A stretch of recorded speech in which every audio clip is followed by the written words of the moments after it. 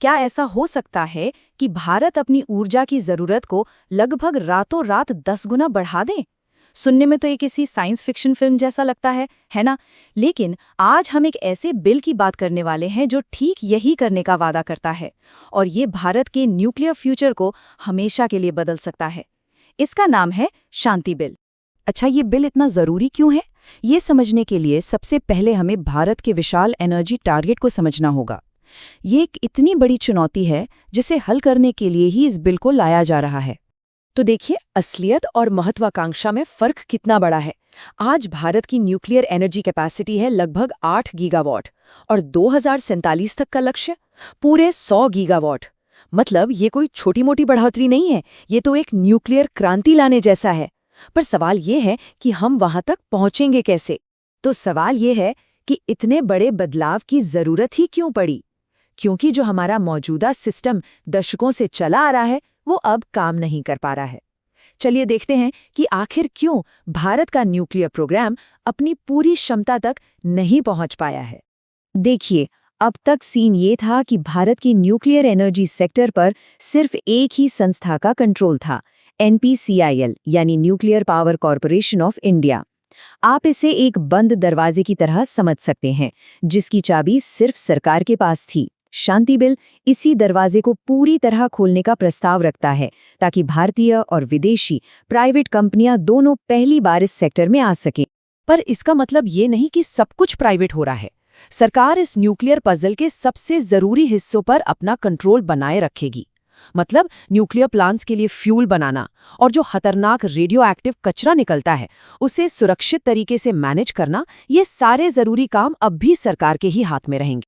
तो ये नया ढांचा आखिर दिखता कैसा है?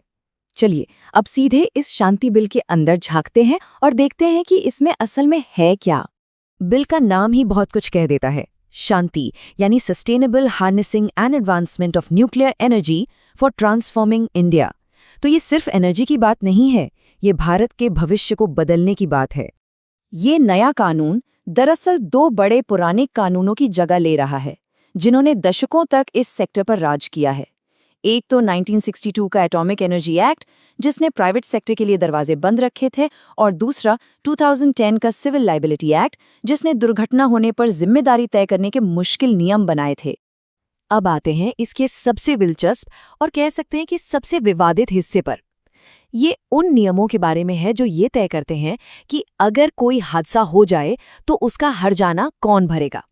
ये एक बहुत ही जरूरी सवाल है जो शांति बिल को लेकर हो रही पूरी बहस के केंद्र में है, कि अगर प्राइवेट कंपनियां आ रही हैं तो कुछ गलत होने पर आखिर जिम्मेदार कौन होगा। इस बिल में एक बहुत बड़ा बदलाव है।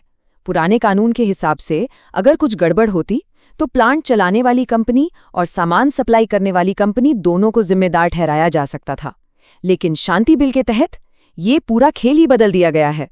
अब सिर्फ प्लांट ऑपरेटर ही जिम्मेदार होगा, सप्लायर की कोई जवाबदेही नहीं होगी। और तो और ऑपरेटर की जो कुल देनदारी है वो भी सिर्फ 3000 करोड़ रुपए पर तय कर दी गई है। अब आप सोचेंगे ये तो बहुत पैसा है, लेकिन किसी न्यूक्लियर हादसे की सफाई और मुआवजे की लागत को देखें तो आलोचकों का कहना है कि ये ऊंट के मुंह में जीरे के बराबर है। और सोचिए, अगर नुकसान इस लिमिट से भी ज्यादा हो जाए तो तब सारी वित्तीय जिम्मेदारी प्राइवेट ऑपरेटर से हटकर भारत सरकार पर आ जाती है। मतलब बाकी का मुआवजा सरकार देगी। तो लायबिलिटी में ये जो इतना बड़ा बदलाव है, इसके 2 पहलू सामने आते हैं। एक तरफ सरकार का तर्क है और दूसरी तरफ इसे लेकर गहरी चिंताएं भी हैं।